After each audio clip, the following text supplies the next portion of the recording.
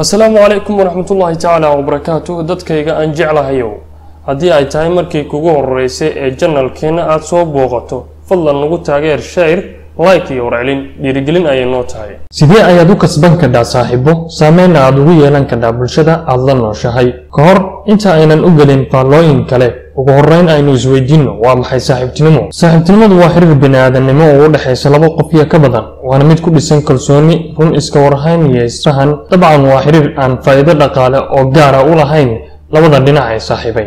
haddaba adigu marna ma isweydiisay sababta aynu saaxiib ugu baahannahay. si sahlan aadanahu waa dad dabeecad ahaan bulsho la noole ah oo aan karin in uu noolaado kaligiis. sidaa ahaanshaheeda ayay asxaabtu isu dhaafsadaan afkaarta talada waana goob qofku kalsooni ku dareemo. su-aasha kale ee muhiimka ah ee aynu isweydiino marar badan waxa ay tahay sidee ayaynu u kasban karnaa haddaba saaxiibo badan kala duwan si aynu saameyn ugu yeelano bulsho badan. haddaba raac tallaabooyinkan aan kuu hubo haddii aad samaysid inaad tallaabo hore ugu sii qaadaysid noqoshada qof bulshaawi ah lana jecel yahay. marka ugu horreysa ee aad la kulmaysid qof ha hilmaamin dhoolla caddayntaada ase waa dhoolla caddayn dhaba. salaan dadka markastoo aad kulantaan kuwa aad taqaanid iyo kuwa aydin is aqoon u muuji danayn iyo ixtiraam kuwa kale. noqo dhagaysta fiican waqti badan ha ku lumin inaad ka warrantid naftaada.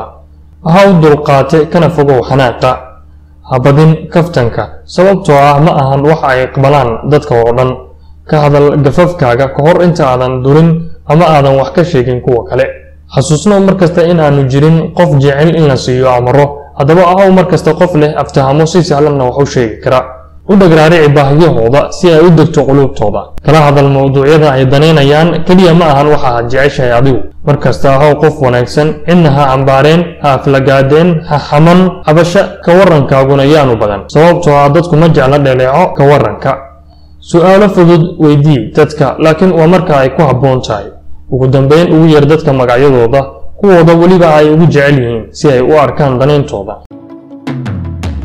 fadlan nagu dhiirigeli subscribe iyo share deena ka hel channelkeena taariikho dad nolosha guula ka gaaray iyo warbixino xiiso leh. mahadsan.